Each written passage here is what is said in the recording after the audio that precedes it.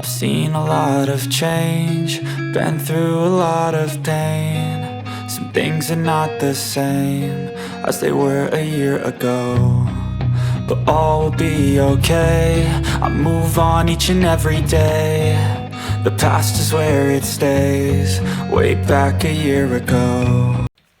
Hello everybody, David for the next episode of Dave Gets Shaftheadgrip. Or Dave Gets Shaftheadgrip. Yeah, say it a bit quicker. Okay, I think on the last video I talked about the next stage being sorting the paint out. It is, kind of, but it's not the stage that I'm actually going to do today. At least not right now, anyway. Oh, itchy nose.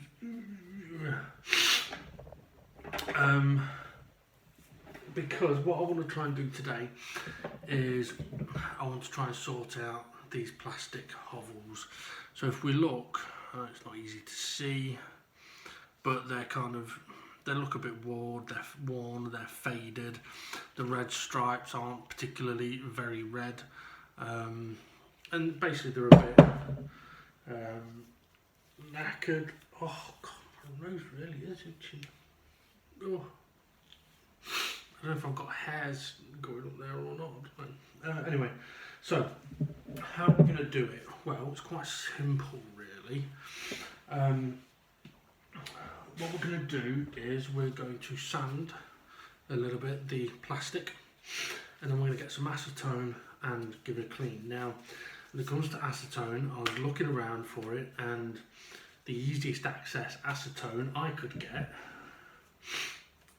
was this.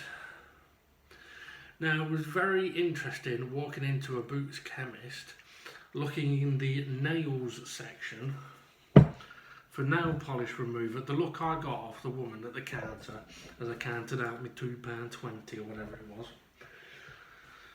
was. Yeah.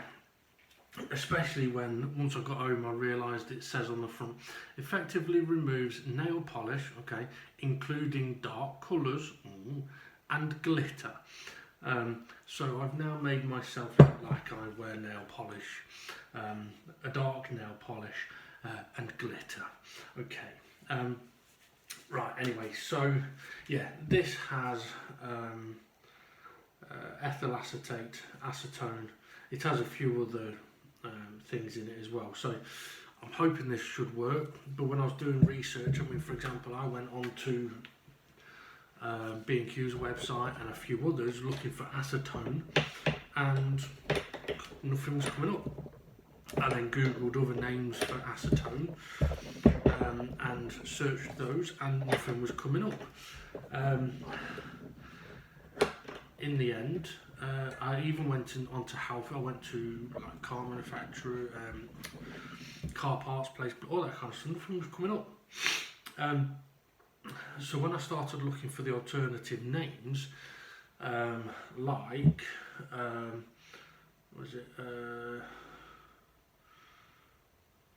propylene glycol,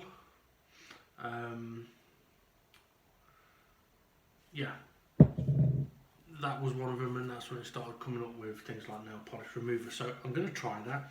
I've already done a test on one of the scrap clubs,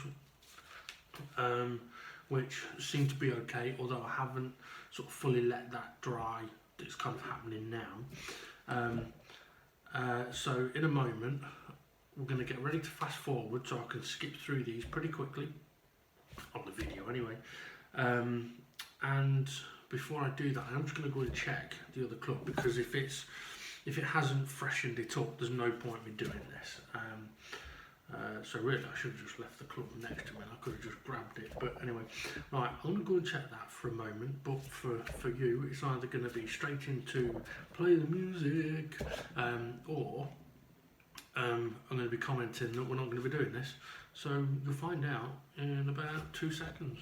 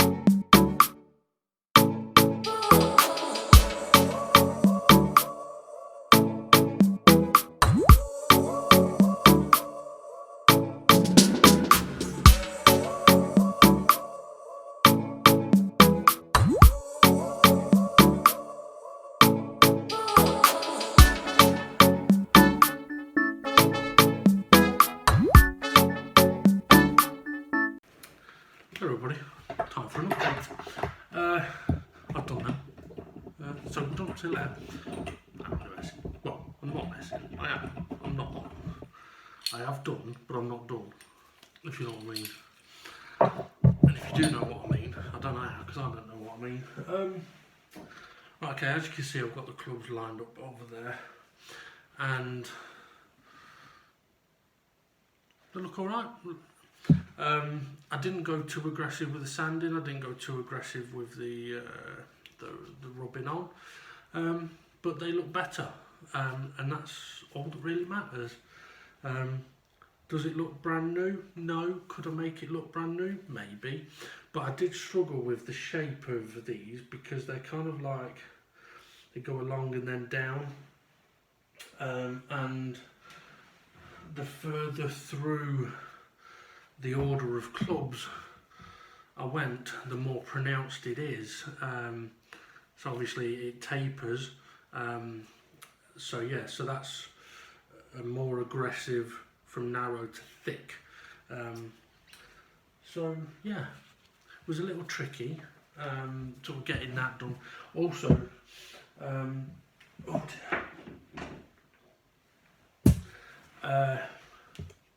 clogs up the sandpaper very quickly, which once I realised that it does that, I could use more. So like literally one piece of sandpaper was really good for one, maybe two, and also the narrower the strip, the easier it was, given the different angle. But I'm happy with how that looks. I wasn't too worried about marking up the club head or the shaft, excuse me, because the club head's going to get as a measure, it's going to get an extra go over once we've done the paint stripping. Also, I'm going to need to clean the back of this, and part of me is thinking about using the rubbing alcohol, but I don't want that to take the paint off. So I'm not sure. It shouldn't do, but I will have to try it before I give it a go. But I won't try cleaning that until basically the club is finished. Now when it comes to the repainting, I have decided that I am probably not steady-handed enough to put paint back in these grooves.